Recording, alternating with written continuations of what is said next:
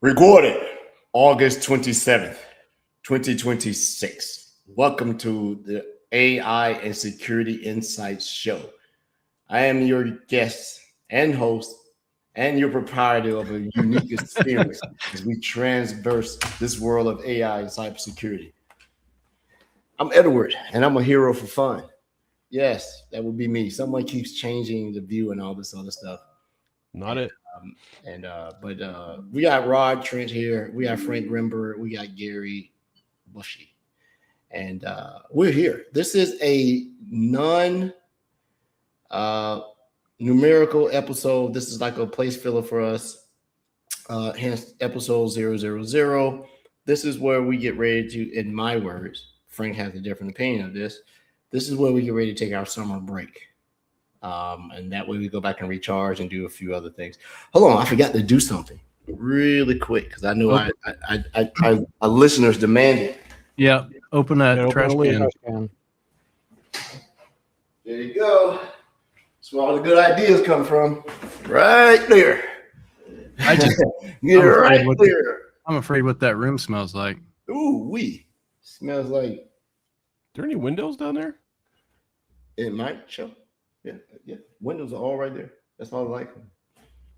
So let me blur my stuff. Too many people probably scanning my screen, getting sensitive proprietary information. I don't even know how to do it. How you do it? Let me see. Go here. Yeah. With visual effects and everything. As everyone can tell, we're not really taking ourselves seriously right now. This is a show where we sort of wind down. We go highly opinionated. We talk about some of the things that have happened in the cybersecurity, artificial intelligence realm. And we also want to look at it from more than just technology. I had the pleasure of having a very good, discussion about the future of artificial intelligence with Frank yesterday from the aspect of how the markets and, he kept trying to back me into a corner about what if it fails and then what if it fails. I'm like, Frank, I don't know. If you flip a coin and it never lands, is it on heads or tails? I don't know. So, did you say if it fails? Is that what you guys discussed? Oh man, Frank and I were talking about with LLMs. If you win, you lose, and if you win, you lose, and if you win, you win, and you still lose. But if you win and lose, you still win, but you lose. I sort of lost track of the conversation. No. Well, I think there's going to be losers, and I think there's going to be losers that will surprise you. So they're going to be losers. This all came up from the Bill Gates article that he pushed out. Oh, I don't believe anything Bill Gates says anymore. So that's fine. But my point to Edward, and I said we would not talk about this, was about stocks, and of course, Nvidia is doing whatever it's doing. Was the fact that. Right. Was a fact, but this was before all that, but it came down to, okay, if LLMs are successful at what they're trying to do, I don't want to say AI, then you have what Gates is talking about, all the unemployment or whatever. So then you lose. Or if LLMs are not successful, you still lose. So what's the winning out scenario? I mean, there are various references to that from huge aspects. Economics definitely has theorems and papers and stuff to talk about that particular scenario. Military endeavors and certain things. You're right, we won't talk about it because to really get into the meat of it, to make substantial conversations, you would have to mention certain entities that are operating in it. And myself being a proud employee of Microsoft, a lot of times people would, unfairly take my opinion and say this is the stance of this particular company.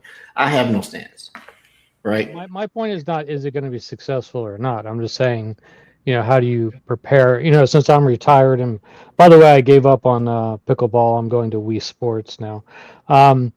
Same thing. How do you prepare? How do you prepare your portfolio for it? I'm not saying it's going to be successful, not successful, whatever. And more focused, but I am more focused on LLMs, not AI in general, which everybody thinks LLM is just what AI is. So that was my point. I'm not saying it's going to be successful, not successful. I'm just saying what happens to portfolios either Yeah. way. Yeah, and we can make a topic about that if we really want to get into the thought process, because you can have LLMs and not have AI, but can you have AI without LLM? Artificial intelligence now, as we know it, is the manifestation of the large language models in the back, but it doesn't have to be that, because we have other variations of language models, small models, medium models. You're talking about models in general, or language models in general. I'm saying there's other AI that has to do with Yeah. other things, which but a lot of people, you talk to the average person on the street, they're thinking of language models, right? For Well, AI, they're not looking at the broader playing field. I would say that even the acronym of LLM to be representative of large language models, even in a short time, is antiquated. Language has nothing to do with it. Yeah. You're looking at large learning models, right? Models. You know, the language implies that it's something that is understood, that it is a communication medium between certain things. The language is sort of, you know, ubiquitous now. I would recoin the phrase large learning models. And because it is about learning more so than the language. You know, if I someone said, well, tell me, you know, I understand what large means. I understand what model mean, but define language. You know, even in the technology realm, is the language the programmable backend plane of the language is being used? But I'm not an expert in that, but I would assume it's still primarily Python based, right? With some variations of certain other things. But when you talk about language models, you can't talk about the individual language of the consumers, because the language is indifferent to what, you know, and I heard this quote on podcast about how the way that we quantify languages that we speak as biological entities in society. So, you know, we need to start looking at large learning models, right? And small learning modules, because exactly what they are. You know, we're not saying that, but they're learning. We can make that a topic of another show. Or it could be large loser models. So It's gonna be some loser models. You know, it's unfortunately someone is going to have to lose. And What do you think we'll see, like .bomb days for AI? not like that. I think that you will see whereas the company will have a failure, that the whatever entity that loses would have an exodus from their platform that probably starts the downfall of that company, because completely. Yes. and they would go to whatever is the galvanizing force that tells everybody to go to this. We've seen it before. It would be through acquisition though. and And the rest of the company would be pieced off. what did I tell you, Frank?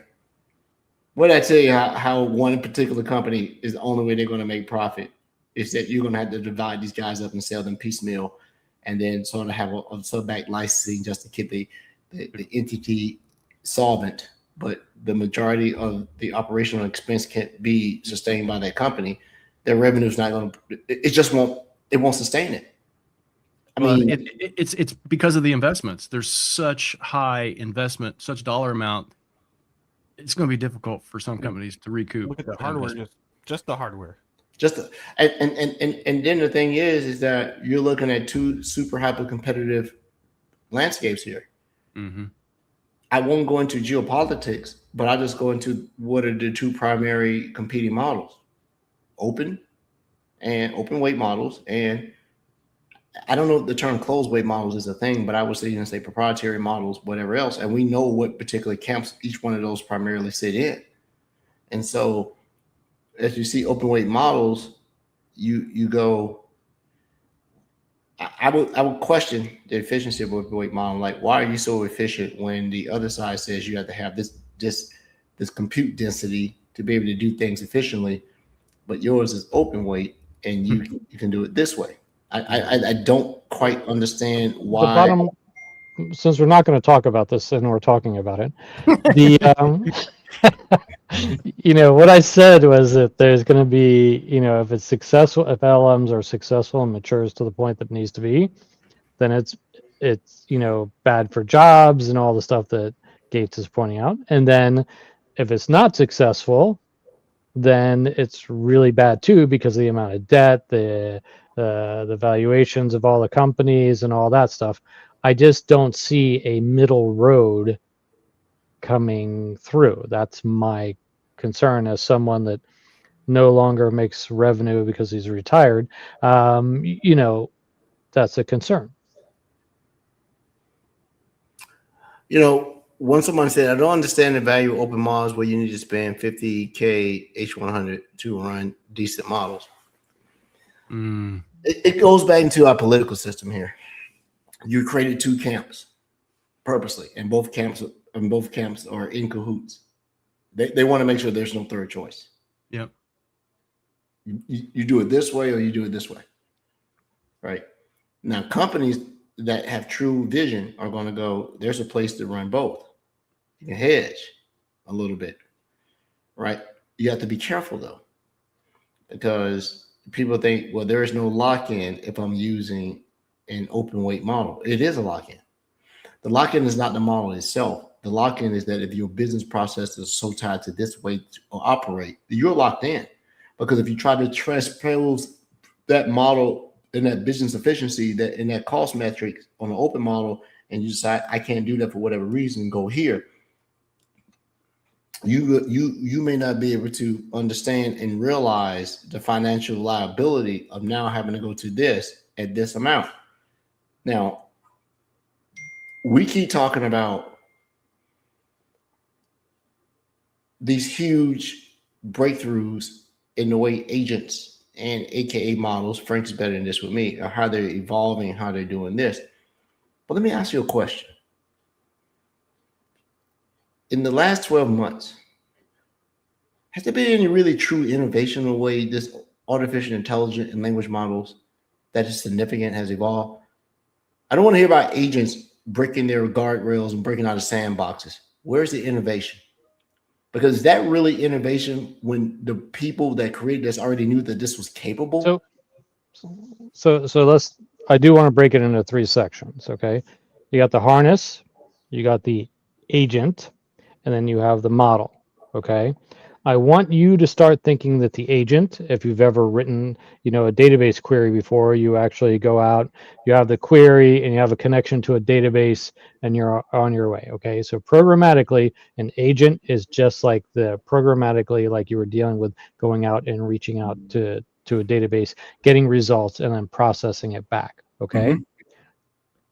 So the problem is that an LLM is limited by its context. Okay, so harnesses are getting very smart about how to use this agent to actually load up the context with only what it needs, and then getting that information back and doing the work. Okay, where the models have matured in two ways. One, you can see it in coding, but also you can see it in the fact that we no longer, when you used to program orchestration, you were very well defined in your orchestration.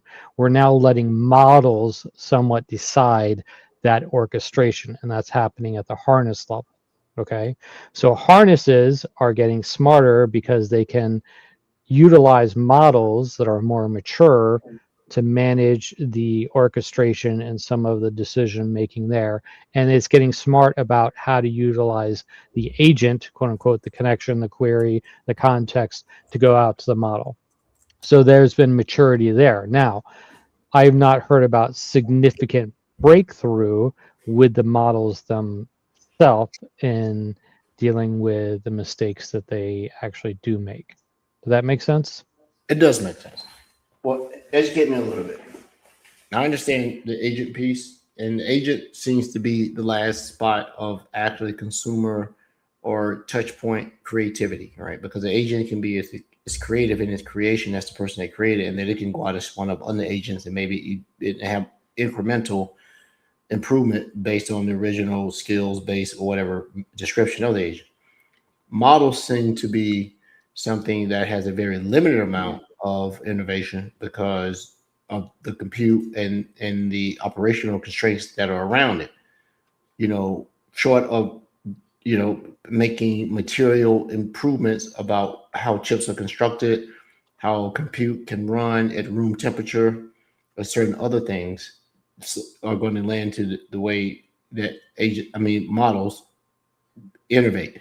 Do we come up with some type of super compressed vector database that the models operate on, then they get better.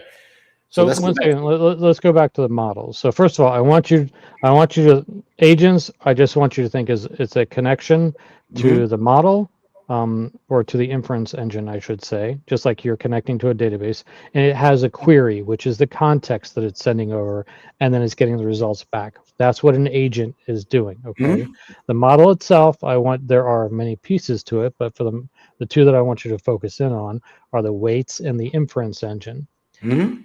Okay, so this is at runtime. This is not learning. Okay, that stuff is getting more efficient and I don't want to say it, more intelligent, more whatever, in what they're doing. I don't think it's met the criteria that it needs to yet, but it is maturing.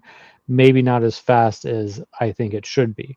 Okay, so the thing that's really matured the fastest over the last year has been the harness. Okay, so because the harness is taking advantage of maturity of the model and the inference engine on the other side. Yeah, well, and that's the thing that's new. So that's the thing that's getting all the attention in the development right now. The harness, right? Everything else is kind of sitting there while that improves. So you're looking at the harness as the biggest opportunity for improvement because it's ultimately controlling the orchestration of a sort. Right. And what's being pumped into the agent, the query that's being pumped into the agent, and deciding which model connection it should use. Yes. AKA why certain entities like Hugging Face and a few others that go out and do this back end harness selection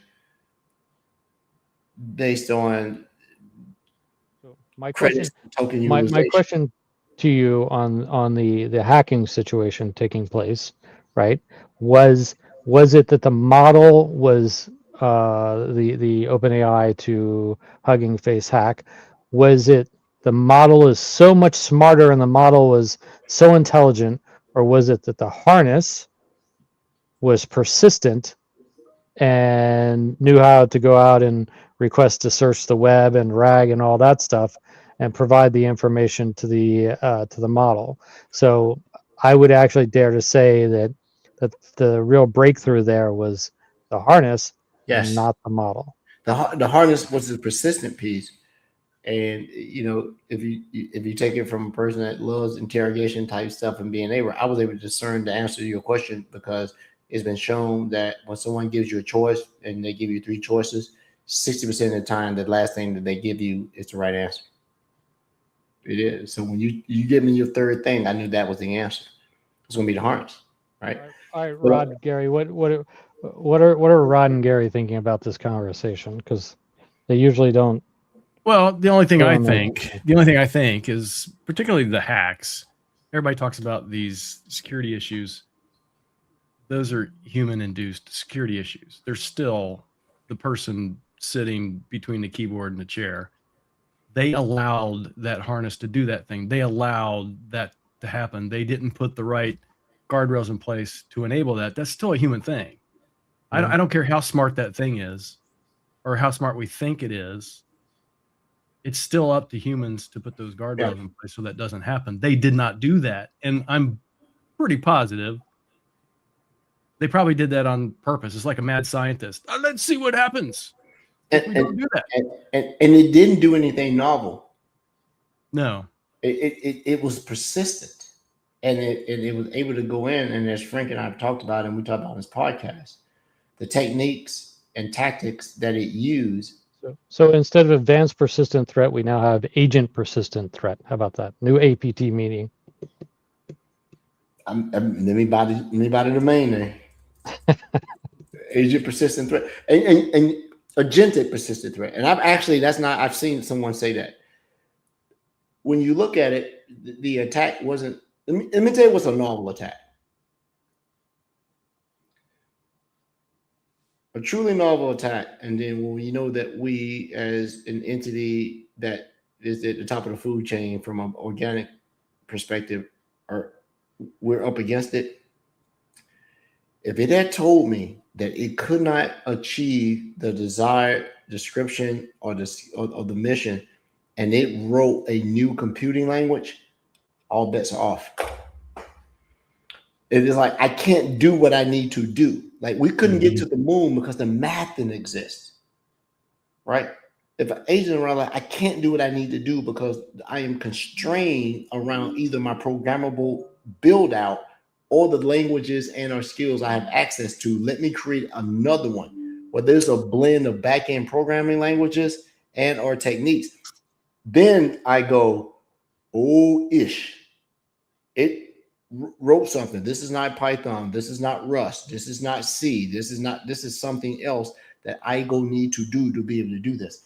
That's a breakthrough to me, right? Well, it's still a human thing though, because it's still a human thing. You say the math didn't exist. It absolutely did. It just we hadn't figured it out yet. We talked about the connected consciousness, right? Yeah. It's not like what you say is something that you're the first person to say it. Someone has said it, you just haven't heard it. Yep. So we haven't had a need for it yet, but we're going to need this, and we'll jump on some more stuff. We're going to need this new math, this new technology. If we do like some of our guests who have huge sci-fi plan, if we plan on getting out of our solar system, the math that we do now doesn't work. And people are like, well, that's BS. And we got Voyager out the subsystem, and we got a couple other probes out there. You don't know that. We shot them off. But if you want a true sense of if we have the technology, bring it back. Bring it back. Every probe you send out there, bring it back now. Because the math and the technology doesn't exist, and the propulsion mechanisms don't exist to do it. And Neil deGrasse said, and a couple of other folks, and he's becoming a quack. I'll leave that at that. But anyway, he said something that was very science fiction-esque at the same time serious. Be very careful when you send these probes out trying to see what's out there, because you may get an answer. Mm-hmm. You may get an answer, right? Because if you contact the planet I come from, we don't come in peace at all. I'm here as a plant.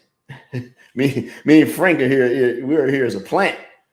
I think Rod is figuring out. He's writing comic books about my home planet. You need to stop doing it, Rod. I'm warning you. I'm just exposing you to the rest of the world. Holding me out there. What security things, Gary, have you broken this week? I know I sent you something that we were talking about an AI agentic 365 thing. You're like, where did you get that from? I'm like, I got it.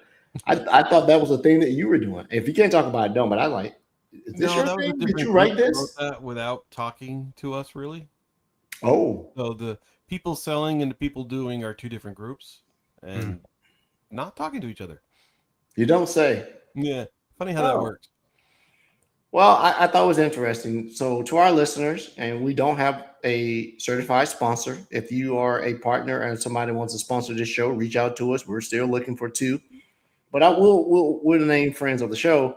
I came across something that was interesting, that one of Microsoft pretty solid security technology and agentic company, Cyclotron, had an Agent 365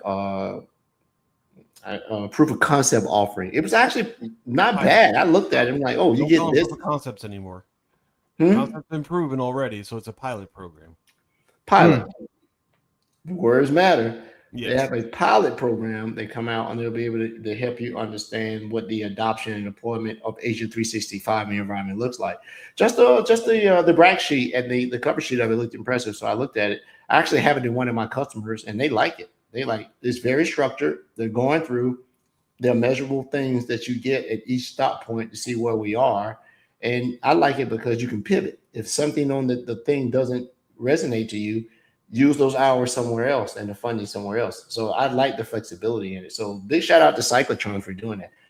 And who built that out? Don't tell me it was Nathan.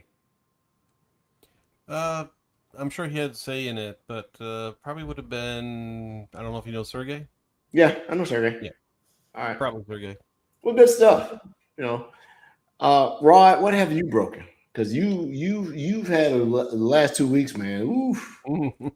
Oh, just personal other life. than your house, what else have you broken? Yeah, my house is the biggest broken thing at the moment. Yeah, we talked about it, but for those that don't know, we had this thing called a derecho that came through about 3 weeks ago. Line after line of storm, heavy driving rain, and it eroded our backyard to the point where we just had a kind of a small rain last week. It was still a flash flood, but still not a lot of rain. It was a river across our backyard, broke our window out in the basement and just literally streamed into the basement. We had like 4 foot of water in the basement. So crazy stuff. But that's what we're dealing with. So I'm dealing with trying to get that fixed. If, you know, Yeah. you need me, Gary, and Frank to grab some shovels and some sandbags. Well, he's got a Believe me. lot of help at his house right now, right? All those people there were helpful, weren't they? Well, and that's the thing. So yeah, my oldest daughter and her family, my grandkids and her husband, they're living with us now because they found black mold in their house. So they're getting their house fixed so they can sell it to build another one. So they're going to be with us for a while. But that night that it happened, they're sleeping downstairs on the first floor next to the basement, and they heard the noise. I was upstairs just asleep. I was like having great sleep. And they woke me up like at midnight, and I went down there, and oh my goodness, it was horrible. So I literally stayed up from midnight that night to the following midnight because we had to have emergency services come in and help us get the basement cleaned out and protect our water heater and HVAC and all that kind of stuff. So it was a process. Yeah, It was man. fun. Sorry, man. It seems like I told my wife about it, and she's like, "Oh my God, this happens like every 6 months for Rod." It does. And here's the thing: we paid 3 years ago. We paid $30,000 to one of those basement operations that are supposed to. It's and actually the name of the company is called EverDry. So ever since we've had it waterproofed, we have this issue like at least twice a year. And I think those waterproofing businesses are scams. You literally just have to keep the water away from your house, and that's what I'm working on now. Is just the grading and the topsoil and some French drains and stuff like that. So yeah, man. I'm sorry. Any other sore subjects that we can bring up for you, Rod? Anything to do with yeah. I security? wasn't going to say anything, but I couldn't help it. I was like, oh my goodness. It's therapy.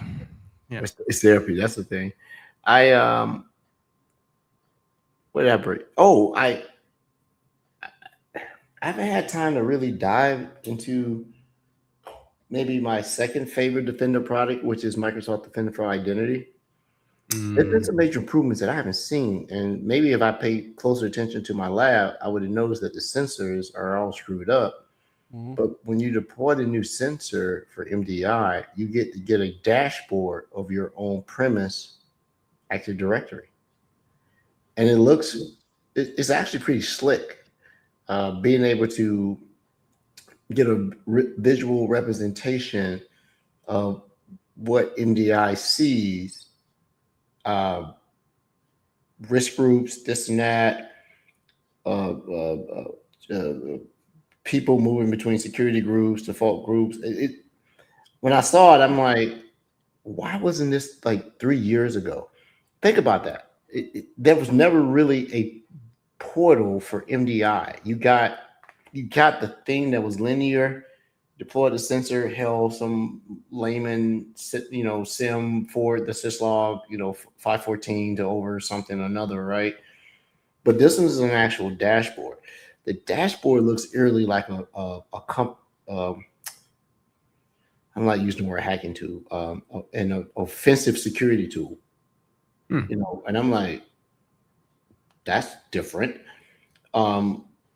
We haven't had this discussion in a while since we had Eric Manning on from Blue Voyant when he was on a rant for like a year about the end of Active Directory on premise. I wonder if that's going to happen.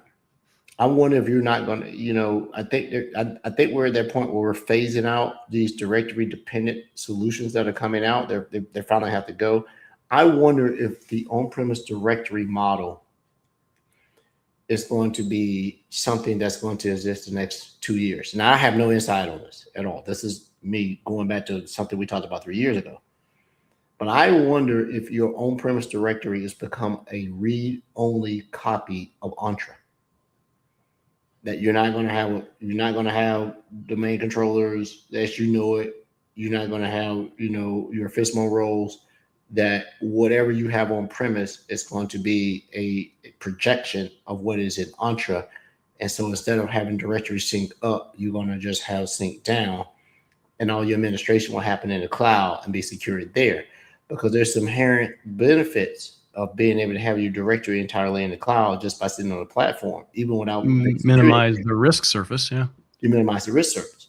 Because when I remember my early days in Azure, I remember you would pull your hair out I had customers saying, well, we want to deploy domain controllers in Azure. I was like, why? It seems so crazy back then. Yeah. But now, remember there was a product for that. There was a way that it was a whole thing that you could deploy domain controls. What was it called, Gary? It was called Yeah, you could deploy an entire directory service up there. I'm thinking the name of it now. Was it ADDS? some kind of replication service. Yeah, that's what it was. And I remember that was the way that some of the old heads who were resistant to going to the cloud would say, I at least want to have some control. So they would deploy Active Directory by virtue of deploying domain controllers on IaaS in the cloud and sync back over the early VPNs to be able to do it. It was kludgy, but it got refined and then it went away. But the MDI stuff I played with a little bit. Well, didn't it get renamed? I don't know. Wasn't it? I think you're right. It was ADDS and then Entra Domain Services. Maybe I'm redirecting a lot of my technology. I don't know if that's still around. But. Yeah, I'm directing some of my technology learning back into the Entra stuff. Enter domain services. Oh, okay. Yep. Yeah, I wasn't sure. So I did that. I had to get in front of a customer to talk about apples and oranges. They can compare a CrowdStrike product versus Agent 365. It wasn't a real thing. I didn't know. I got to sell it out now. I got to play with a couple of other competing products around the way they look at agentic observability and stuff. It's okay. And then I'm really going through and trying to get a deeper understanding of Microsoft Defender for Endpoint, agentic and client-side detection of AI. Agent activities and stuff like that. It's a little bit more involved than I thought it was. The sensor, which is the MDI sensor, sees it. But if you want deep context, and don't hold me to this, if any of our super in-depth listeners want to correct me, I couldn't get the fidelity that I wanted because it kept telling me you don't have GSA, Global Secure Access, installed. So I started working with Global Secure Access. I got the basics done. I'm going to get it finished set up here because I started, didn't realize I had started. I'm like, where did this come from? So I blew it all away and then said, you know what? Instead of me piecemealing this and not able to start and finish, I got a buddy of mine that said, give me access, Ed. I'll set it up for you. I'll get it all done for you. But I told him I got 2 different networks in this house. I said, I want to make sure that it's aware of the 2 VLANs that I have for some of the stuff I want to do.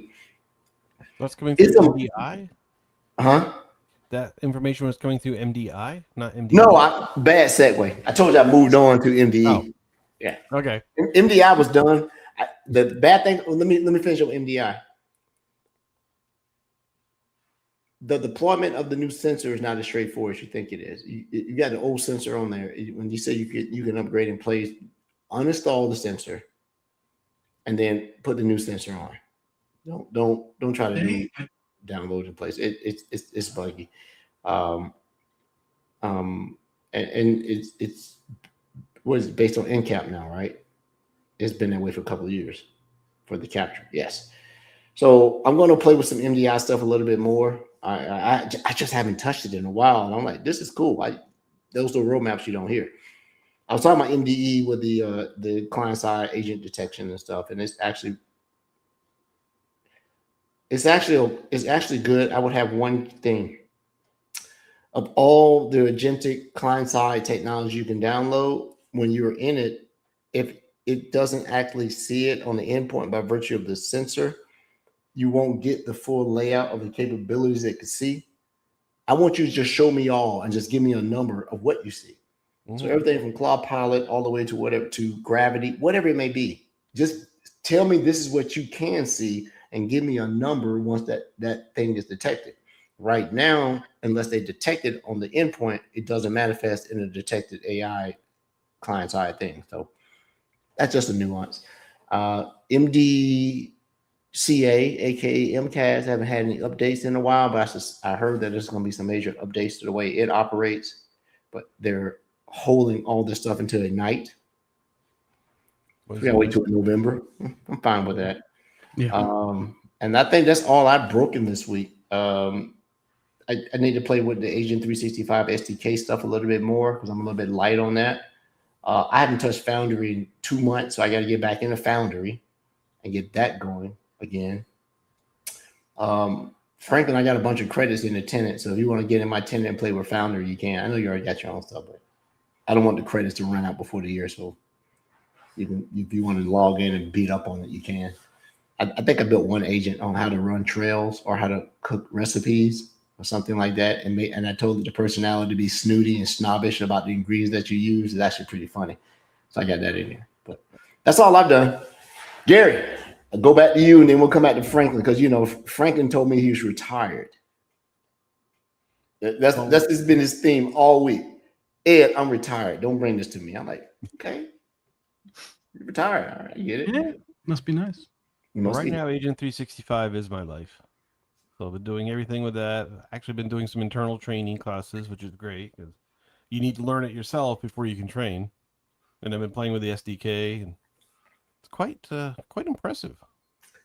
It is, and I don't know whether to be impressed because my knowledge is lacking or is it really good. I think it's really good. Okay. No. Hey, while we go to Franklin next, I want to send you something. I sent it to Rod and I sent it to Frank. I don't know if I sent it to you. I want you to look at this. You don't have to comment on it now, but just put it in your back pocket. Let me send you something. All right.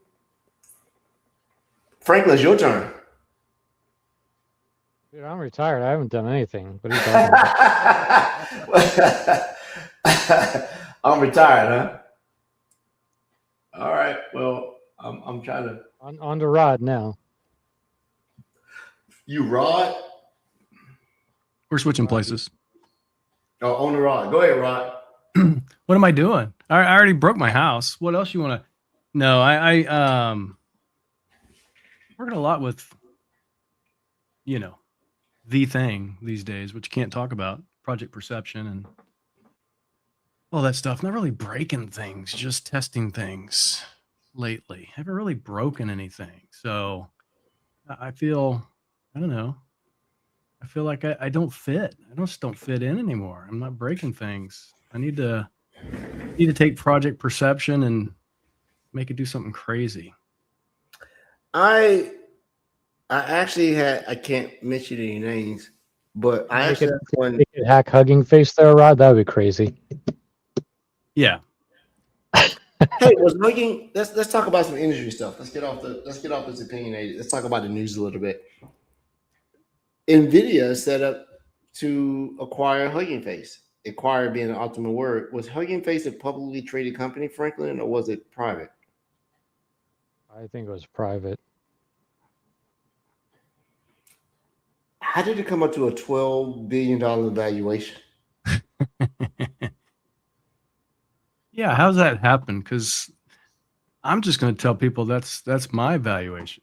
Me too. And see if somebody will. Oh, yeah. I'll be happy to fold their laundry for $12 billion. I mean, I could do that. I'm good at laundry folding.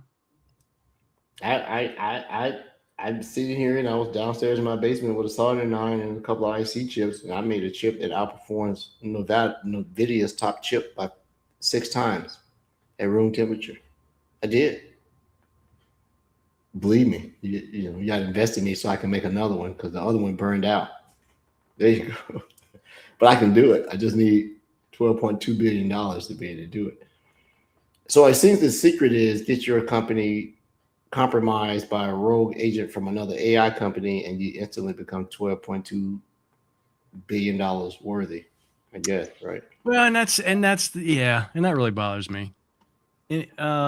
Marketing these days, essentially, for a lot of these, especially AI companies, quote unquote AI companies, it's all fear, right? Anthropic employs that often. I've mentioned this quite a bit. It just really bothers me that their whole promotion is scaring people to get people to look their way, and then people start using their product like, oh, this is actually pretty good, and it's not as scary as they said it was. Well, I'd like to push back, and I don't have a dog in the fight with Anthropic or any of them. I don't think they're publishing fear. I think they're publishing inaccurate information, and they're giving you just enough information to make inadequate assumptions because they realize that majority of the people reading this stuff. Matter of fact, you want to know how ignorant people are to the just the minute details? Just listen to the news. Yeah, I know it rubs Franklin the wrong way when he keeps hearing this model broke into this company. Franklin, like, the model did not break into the company. And it drives me crazy. I'm like, Franklin, I got to get you on CNBC or something. I'm gonna call you. It's alive and it broke out of containment and yeah. There's a model downstairs. Yeah. Breaking in the house. Somebody get the bat. Did it break out of containment? Or if you didn't tell it not to? So if you had specifically said you must do all of your tasks without leaving this particular realm of instruction. I got a question for you. Did the model break out of containment, or did the harness facilitate the breakout of the containment? The harness was the enabler to cause the agent to exhibit bad behavior or unsanctioned behavior. Or did the harness realize that the person that made the container, it knew that it could employ that agent to break out of that container because that person that made that container was flawed in the first place? No. And I still have not heard what the actual, quote unquote, if I had to pay for it, what the actual token cost would have been for me to do that attack. That's a good point. We don't know what the token cost was to do that. Revolutionary would have been the token cost was 1. You need token insurance. Somebody needs to sell token insurance. I'll tell you that, because the attack. Well, think about this. The attacks. I'll tell you what the problem I'm having. So I use Claude a lot, right? I have a sense that Anthropic knows what it needs to be solvent. So it has like a token limit every single day. And toward the end of the day, Claude actually invents bugs. And then an hour later, after all the tokens are used, it says, oh, my bad. I was wrong about that. Let me fix that back the way it was. And now you burned through all these tokens. You don't get them back.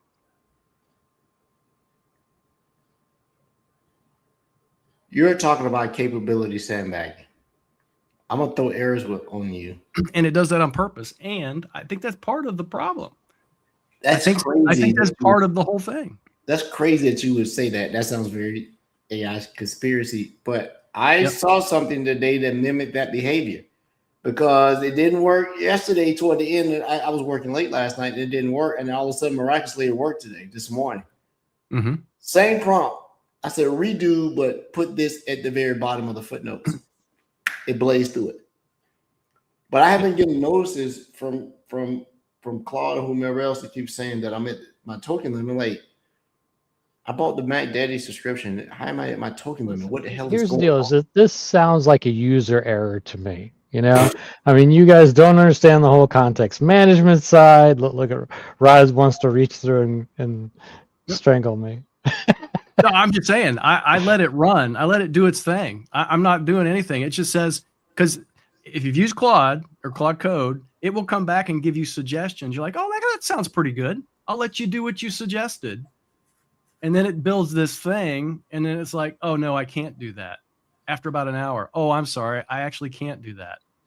Let me put that back the way that it was, but it doesn't give me my tokens back. Right. It says, no, we should probably take this path instead. And it was right the second time, but the first time it went through all the code and realized, oh, it's not really a bug at all. I'm sorry. Well, hold on. I'm gonna be fair now. Yeah. I'm not gonna let you just sit here. You're gonna be fair to Claude. Okay. I'm gonna be fair to our non-biological entity peers out here. Consultants have gotten away with this for years. I know. Hold on. Maybe that's the model. These that are they're- not. Hold on a second, Edward. Non-biological entities.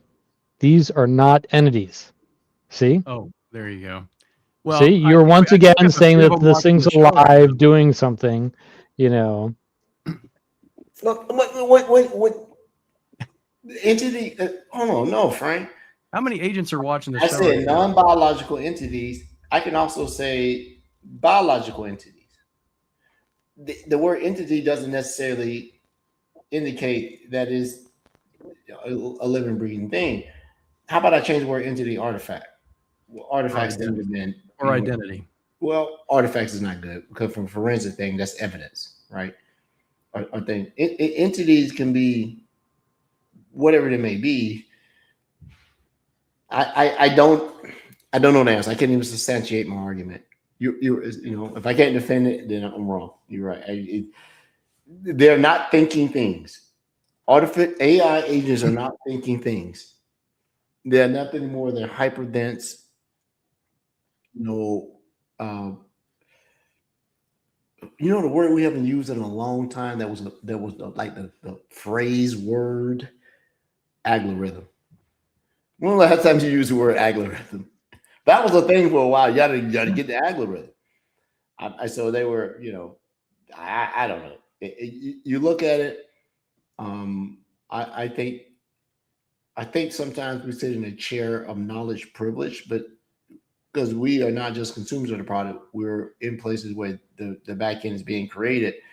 So sometimes we get frustrated when we hear those who don't have the same amount of insight and touch base that we have to go, that's not right. But let me ask Rod a serious question here. Okay. You want a serious 'Cause answer? Okay. Yes. I mean, Right. do you do like a planning phase and then an execution phase and then something that looks over it? So what was wrong with your planning phase that the execution failed? It went off of the original plan. It said, build this thing. Let's start building. And then it said, well, I can't build that because this thing exists. And then okay, well, let's just fix that bug. Let's identify what it is so we can fix it. And then an hour later, it says, oh, I'm sorry. That was actually not a bug. I was wrong. Got to be more careful. But they're saying it's a Yes, bug, design. but do you have testing agents that are verifying that they are bugs that should be fixed? I have like 4 or 5 agents running at once all the time. Okay. And the bugging agents are using up all your tokens. Well, all of them are using tokens, not just the one that tells all the other agents they suck. But So The answer is always bring in another LLM in a different role to try to solve the problem. And when that doesn't solve it, create a new role for a new agent, new LLM to actually go and figure out the next thing. well, and that's Which something means more tokens. That's something more I've been tokens. noodling about recently. The whole hiring process, all the way from hiring to firing agents. That how we do it with employees, we have to do the same thing for agents. So I'm kind of building the process around that as well. agents can become antiquated because Yeah. I think that agents can become antiquated not because of the way that the agents are necessarily operating. It's description, the skills, the access to it. Another serious question here, because since I've been retired and out of this since July. The GitHub spec kit, where is that at, and do you use something like that for your development? The GitHub what? Spec kit. I haven't touched it. So this is for policies Rod that are- because of spec-driven development. Yeah. Oh, spec. Yeah. Yeah, I do use that and the policies. I have them enabled on my GitHub repos, so it will warn me. But generally, GitHub takes care of that itself. I'm not allowing agents to do that. So I don't know. Are you doing spec-driven development? How are you following what that project puts out? yes, absolutely. Okay. Yep. Maybe we, at some point in time, if you're willing to share your workflow, that would be very interesting. Yep. I have a template that I use for most of the things I develop, and I've built some agents that I have an agent that monitors code. I have an agent that monitors security while the development's going on so that it catches everything in real time. They're not always accurate, but then there's another agent that goes back and reviews the whole thing too. So, someone made a very interesting comment inside of our thing, and let me surface it up to everyone. It was Simply Safe. I don't know who Simply Safe is these days. Everybody keeps changing their tags. Do we keep blocking people? And he said that's the biggest breakthrough. It is, and I think he meant it tongue in cheek, but in all seriousness, this is what the closed models or proprietary models are accusing open model owners and creators of doing. They're doing distillation of the paid models and using it to improve their open weight models.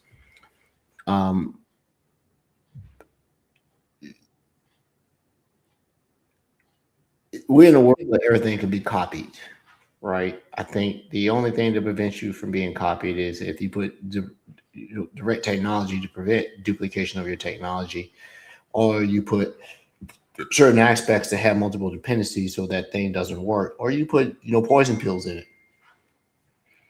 Nobody can expect that their technology is going to remain their technology proprietary for any substantial length of time, especially when it's open to the public. I'm not a fan of stealing. When you steal the benefits of a technology, you steal the liabilities of the technology. And your motivations about protecting the technology may not be the same as those who create the technology. yeah. And I know exactly what they're talking about. They're saying that the Chinese technology entity or the government are distilling the closed weight models or proprietary models here to build out their Kimi and all these other moonshot that company. And that is, I don't think that's above board. I don't like it. But we live in a world of technology, espionage, and all these other things. You find yourself now in a race to profitability, and you're going to have to be able to create better moats around your technology stack that allows you to have a little bit of impervious to that type of duplication of your technology until such time whatever your ultimate goals are. I mean, your companies, individuals will become cyber superpowers by having adequate internet connectivity and a machine that can run large scale models, in-house. And the only thing you have to worry about now is avoiding detection and sophisticated, layered MPLS and VPN solutions and distributed computation and bundling allows you to get around detection of your IP source. But you're going to have to figure this out, because if the sole protection of your intellectual property is for corporate, profitability and domination, you're going to find yourself you're always going to be trying to hold serve, but people are trying to get your technology.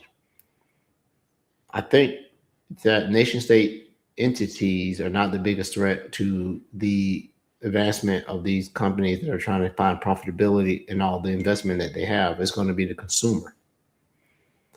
Consumers have always been the best hackers of technology because they will get the job done. Why do you think they call it shadow IT? or you call it insider risk. When someone needs to get that report out on Friday, you'd be surprised how innovative your accounts payable person can be. And now with AI, you've exacerbated and or amplified the ability for them to do it, because it's not so much the ability of the person that's trying to circumvent purposely or non-purposely, or deliberate or non-deliberate, to get it done. Hence, Ed, I was asked to be able to do this, so and so. I'm trying to use Copilot to do it. Can you help me do it? Sure, man. Tell me what you're doing. What I'm trying to do is report blah, blah, blah, blah, blah, blah, blah. I said, well, send it over to me. Let me take a look what you're trying to do. They send me something. And I go, whoa. Dude, this is your internal finances. Oh, yeah, this is a report that we have. This, I like. Bigger question, how did you get this out of your system? This is like real financial data for you, and you're doing what with it? Oh, yeah, they told me I'm trying to. I was like, oh, I said, no, I can't help at all.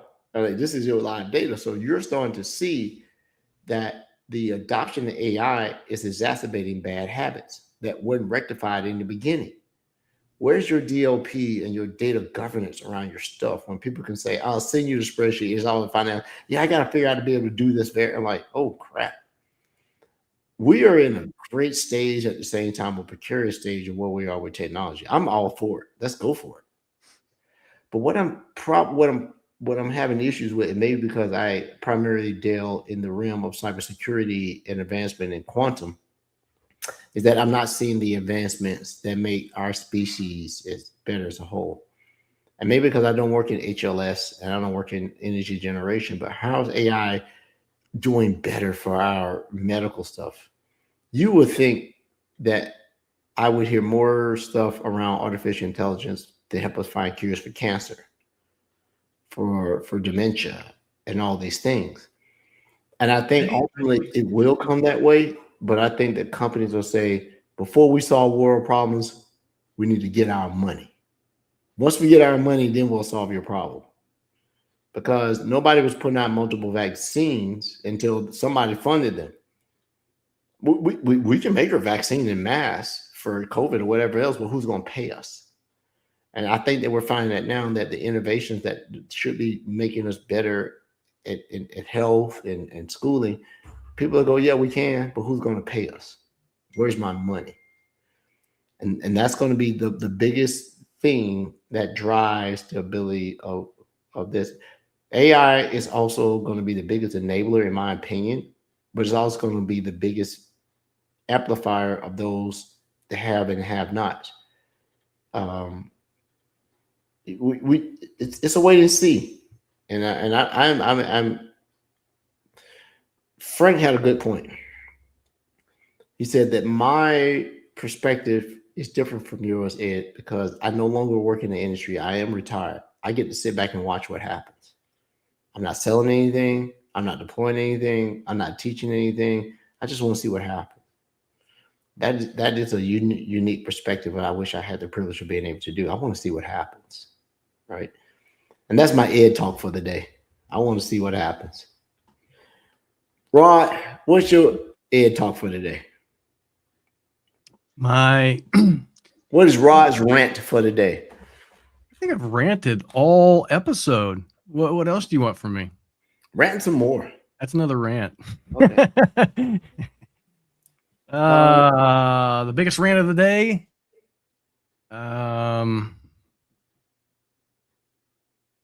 I need more positive news. I need more positive things in my life. I know. We all do, man. Is that dog days of the summer? And hey, we are taking a break, right? We're we got to tell our listeners. Yeah. Hey guys, sorry for the Debbie Downer episode. We're all tired. This is when we take our late summer and early fall break. We'll be back toward the middle or back end of October. New guests, new things. We want to sit back and watch for a while, so we don't seem like the atypical podcast that talks about things that already been regurgitated. We want to bring a new slant to what we're seeing. We're out farming and looking around and looking at these thought leaders about what they think about artificial intelligence, where we are. And we really want to get an agnostic and non-biased opinion. So we're going to bring in some industry experts who are not geared to any particular company, who are here doing the good work because they are. I got some ideas out there. There's got a particular person I like that's on LinkedIn, Chris Hughes, and a few others that were early on. But we're going to take a little bit of a break, take some time off and do these things. In the interim, you can find myself, Gary, and or Frank. Just send us individual texts and say, I want to come on the show. I got an axe to grind. I got a bone to pick. I got a thought to do. I got something that need to be heard. You can voice it on this show and do it. Gary, what's your rant? What's Gary's gripe? Gary's gripe. Huh. I don't know. This has been a pretty good week for me. I don't think I have anything really to gripe about. All right, I'm moving in. Yeah, well, we all going to Gary's house, stay with him. Me, Rod, Crypto, we're all going to be all buddies. We're staying at Gary's house, right? He's snoring away down there. Yeah, I need to go store away. To all of our listeners, thank you so much. This has been a wild year. We've been up and down and everything else, but we're looking forward to coming back in October. It'll get us close to what some of the biggest players are doing. I got a lot of friends out at a competitors conference in a couple of weeks down in Vegas, Falcon, I believe. So I want to hear what, sometimes the best way to learn is what your competitors are doing, right? See what they're doing. My old mentor said it, and it was a saying that he took from somebody else. Good artists create, great artists steal, right? And you're finding that this is the thing that is fueling artificial intelligence. Good innovation versus great creation. And a lot of the great is because it's being stolen. We'll see. Well, But that being said, I was told that if you take from one person, it's theft. If you take from a lot of people, it's research. it's research. It's beta testing. Right? It's focus groups. I didn't steal from you. You were part of a focus group that you forgot you volunteered for. So with that being said, thanks to all our listeners. Yeah, we're a low energy podcast today, but I want to get the AI topic away from a product perspective, just to sort of get a little bit of insight. It made me think about it. I want to think about it less of a practitioner, more for consumers. So I'm going to consume it I'm going to really do some really projects I've been want to do for the last while. I just haven't had time. So this time that we're off the pod, we're going to go break some stuff, do some stuff, come back with a fresh look, redo the logo, get some new guests, have some fun, and then do some things. With that being said, keep AI. I don't know what that means, but keep doing it. It's token gorging. That's the term I've invented for Claude eating all your tokens, by the way. You would thought you were lesson with SCU burn, but you haven't. SCU, by the way, SCU doesn't exist anymore, just so you know. I heard. Nope. Yeah. I heard. Can't talk about it now, but we Can't talk about it. can't talk about it. Later. All right. Peace.